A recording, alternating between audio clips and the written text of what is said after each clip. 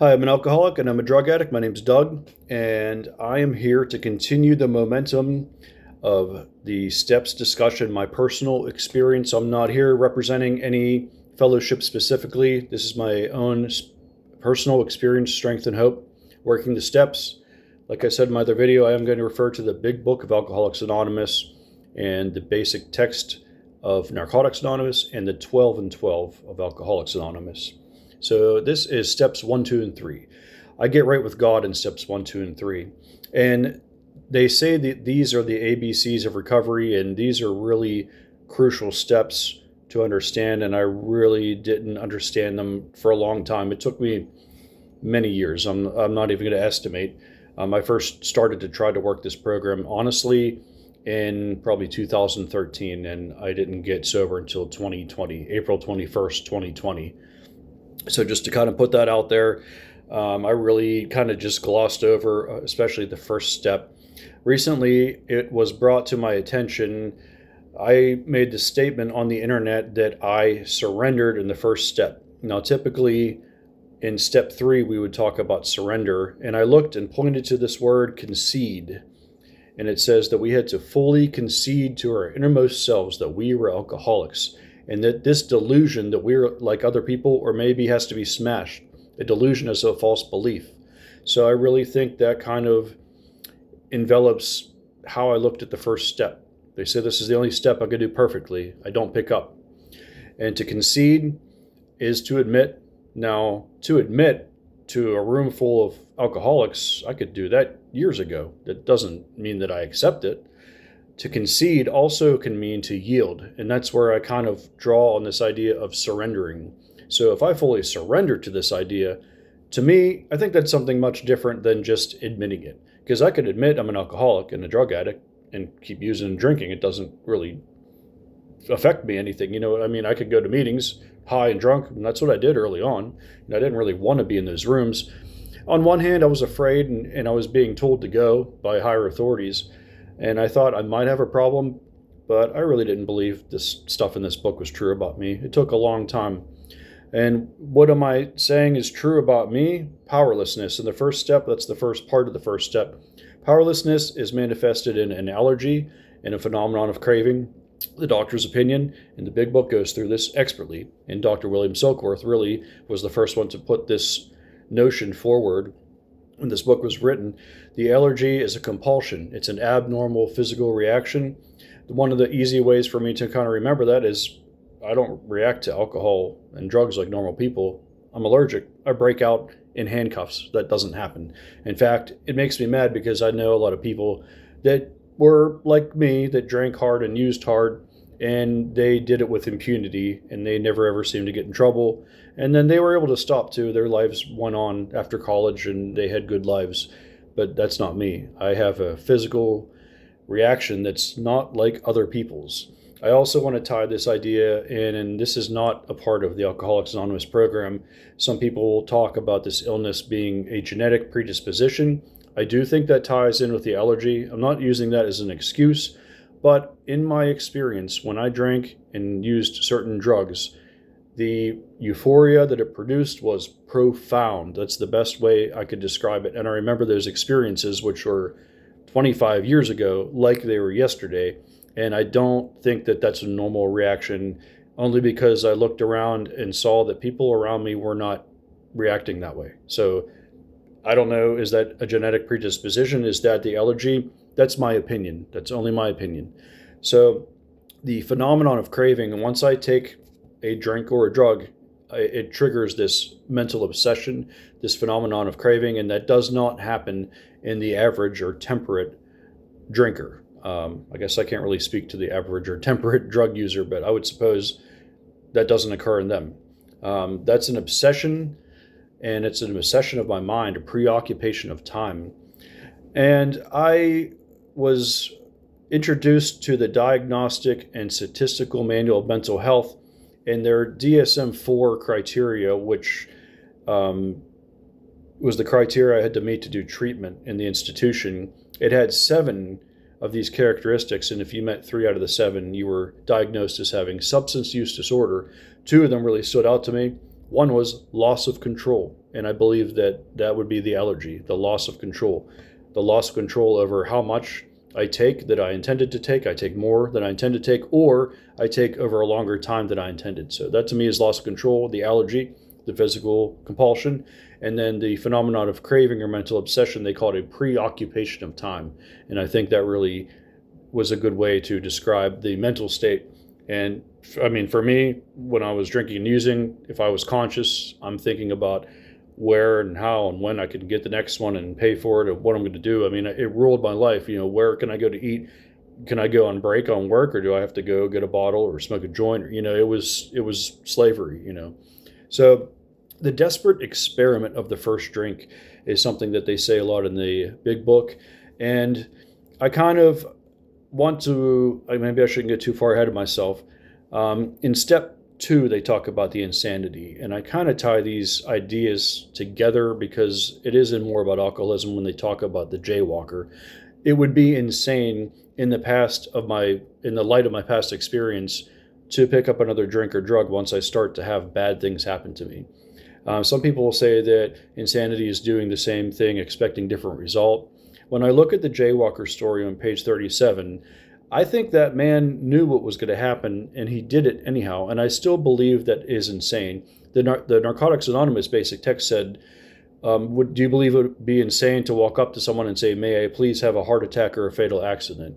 So I think that's a little bit less of an intense way of presenting this idea, but the insanity is not crazy things I do when I'm drunk. It's when I'm stark sober, thinking, this time will be different, or I know what's going to happen and I don't care and I'm going to do it anyhow. So those are some of the ways that I kind of tie this insanity in with the first step, the desperate experiment of the first drink. So in the big book, in More About Alcoholism, page 31, it actually challenges me to go out, and it says, we do not like to pronounce any individual as alcoholic, but you could quickly diagnose yourself. Go over to the nearest bar room and try some controlled drinking. What I found, and I did try to do this because I need to now prove to myself that this is true about me, because I didn't want to believe it was. And I had to try every way I could think about, all the scientific things I knew about alcohol, 1 drink per hour and 0.05 BAC per hour. If I start drinking at this time, I'll be legal to drink when I have to go to work at 8 o'clock in the morning, I'm trying to hide things from myself. I'm trying every way I could possibly think of to control my drinking or drug use. What I found, and my conclusion is, when I control my drinking or drug use, I don't enjoy it. If I enjoy it, I can't control it. So that's how I look at step 1 and say, this is true about me. This powerlessness is true about me. I don't know why. It doesn't really matter why. Is it a disease? Is it an illness? Is it a genetic predisposition? I don't know. It doesn't really matter. The fact is, if I put something in me, I know it's going to happen. So to do that would be insane.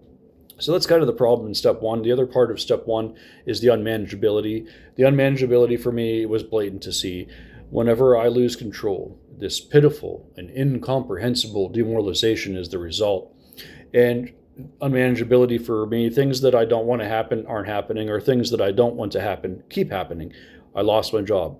I wrecked my car. I screwed up the promotion again. My wife left me. I got fines to pay. I got collection agencies calling me. I'm getting arrested. I've lost social status. That stuff was increasing over the years, and it was very easy to see the unmanageability. So powerlessness and unmanageability in step 1, that's me. I accept that. Let's go into step 2. Step 2 says, I came to believe that a power greater than myself could restore me to sanity. I've already kind of alluded to the insanity that was kind of intrinsically linked, I believe, with how I was acting in step 1. I had to believe that, yes, I'm insane. I'm mentally defective. I have a mental illness. They call it substance use disorder. Well, that's not an excuse. It's time to do something. I have a solution now in step 2. If I said I'm powerless, it stands to reason that my problem, my dilemma, as it were, was lack of power. That was my dilemma. So I need a higher power. One of the most profound things that I've heard, because I really, really put too much thought into this. Initially, when I hear higher power, my mind went right to God. Maybe that's not what we're talking about at this step. 2 is greater than 1. Step 2, 2 is greater than 1. That made a lot of sense to me, because I feel like if I ask for help, and I'm going into these rooms of other people that are like me, that's a higher power. I mean, we did invite God to be with us, in those rooms, and they say wherever two or three are gathered in his name, he is there. If I ask for help from this higher power, is he not manifesting that power through other people? Just to, they say the therapeutic value of one addict helping another is without parallel. So I think that kind of makes sense. It's a little bit easier to wrap my mind around, especially if I'm thinking I'm just waiting for them to talk about God. Oh, here it is, higher power. Nope, not yet. Maybe I should think about this a little bit differently. So moving on to step 3, if I can say, do I now believe, or am I even willing to believe that there is something in this universe greater than me? Yes. Good. I don't got to call it anything. No further explanation. Let's just go on to step 3. Made a decision to turn my will and my life over to the care of God as I understand him. So my higher power is God, as I said in the other video. Jesus Christ is my Lord and Savior. I was raised Catholic, so my concept of God was this punishing, you're going to hell, everything you do is wrong and you're a sinner. That kind of God was what I grew up with, and I really didn't want a whole lot to do with that, and I certainly didn't think that God could help me with my problem. I had to start thinking a little bit outside of the box. I think this kind of ties into the came to believe concept in step 2, where I could see other people's gods working in their lives, and right before me, their lives are changing. These are people I know. My father died sober, and he worked this program. If he could do it, I don't know how he did it, but he did it, so if he could do it, I could do it.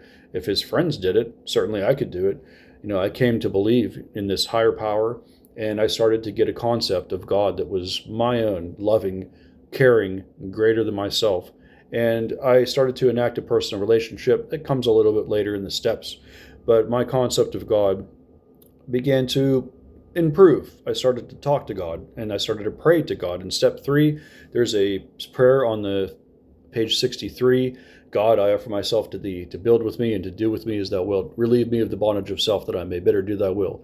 Take away my difficulties, that victory over them may bear witness to those I would help of thy power, thy love, and thy way of life. May I do thy will always. I prayed that prayer with my sponsor at a pew upstairs while the meeting had just finished in the basement, and there's no one in there. So it was very formal, but I feel like I kind of had my fingers maybe behind my back. I'm like, yeah, God, we're going to do it your way. I'm good. I got this, So just because I make a decision doesn't mean I have to do anything. I hear the one example is, if there's 3 birds on a power line and 2 of them make a decision to fly away, how many birds are on the power line? There's still 3. Just because I made a decision doesn't mean I actually did anything. What do I have to do? Well, that's when I get into step 4. If you want to see my video on step 4, that's when the real work had started. And it is a lot of work, and I'm going to need God's help to do it, because I'm going to dig up some really, really painful stuff and look at it on a piece of paper. And in the book, it says we launched out on a course of vigorous action.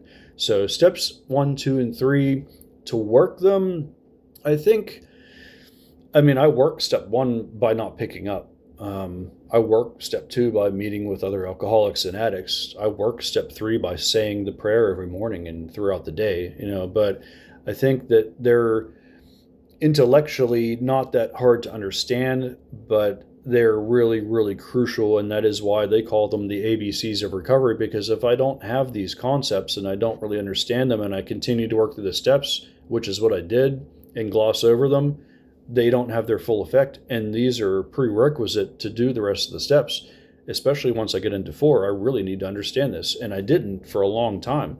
And like I said in my other video, I've been through these steps and relapsed, so to come back and look at step 1 with a fresh view and say, I got to surrender. And it said, there's a story in the back of the big book called Acceptance Was the Answer. And he said, until I can accept my alcoholism, I couldn't stay sober. So to say, yeah, I'm an alcoholic and I accept that, that's much different than, yeah, I'm an alcoholic and I'm just going to tell you, and that doesn't really mean anything to me. So I can't, he can, I think I'll let him. Time to get to work. So those are some of the ideas that come to mind when I think about steps 1, 2, and 3. And in an institution, typically that's about as far as they're going to go. So I really, really focused my mind and obsessed over, I need to understand these, and I need to read these stories in the big book and in the 12 and 12 and in Narcotics Anonymous, and ask a lot of questions in the meetings that were there by the H&I volunteers that came in, and make sure I really, really understand these core principles. And those principles are honesty, open-mindedness, and willingness. They're indispensable. That means they're absolutely necessary. I can look at step 1, honesty is the principle. Step 2, open-mindedness. Step 3, willingness. So looking at the steps like that too through a different lens allowed me to kind of understand what was being asked of me, and it was able to let me move on in a meaningful way this time. And now using the steps that way, especially steps 1, 2, and 3, that way allowed me to actually really have some results that are tangible and are, quite frankly, blowing my mind this time. So I'm just glad that I finally was able to understand them, and I didn't die in the process, because this illness, it's progressive. It gets worse over time. It's incurable. There is no cure, and it is fatal. It will kill me. I know so many people that have died from this disease, from this illness, whatever you want to call it. My brother being one of those people. I could name 10 friends off the top of my head. And why wasn't it me? You know, it could have been me so many times. And as I start to ask questions like that, I think, well, God has had me in those times, and I didn't even know it. So if he's keeping me here, there must be some good reason for it. So maybe I should find out what that reason is. Working the steps is a great way to kind of find, what is my purpose? You know, what do you want from me? Why am I still here and no one else is? You know, those are some questions that I can find some answers to, and it can lead to a happy, fulfilling life, happy, joyous, and free. And that's what I'm getting. And it's a miracle, and it's such a gift that I feel like I want to share. And that's why I'm doing these videos, because I think that someone could hear me, and hopefully the words that I speak might help that person. And that's the motivation for why I do these videos. Call to action: if you like what you've heard, like the video, subscribe if you want to hear more on the other steps. Also, I put a lot of videos of myself playing. Music is my anti-drug, as I've said, and that's something that I could obsess over and produce something at the end and listen and share it with other people and play music with other people. So my only suggestion is, find some like-minded people, find some people that are going the direction that you want to go. You know, they say if you want to be a millionaire, hang out with millionaires. If I wanted to be a recovered alcoholic, I start hanging out with the winners in the meetings and the recovered alcoholics that have decades sober and have good lives. And I wanted that when I saw it, and I know that I can have it, and I'm doing it, and I'm getting it. So that's a miracle. It's grace. I don't deserve it, but God gave it to me anyhow. So all I can do at the end of the day is say, thank you, God, for this day. Thank you for another day sober. Thank you for listening.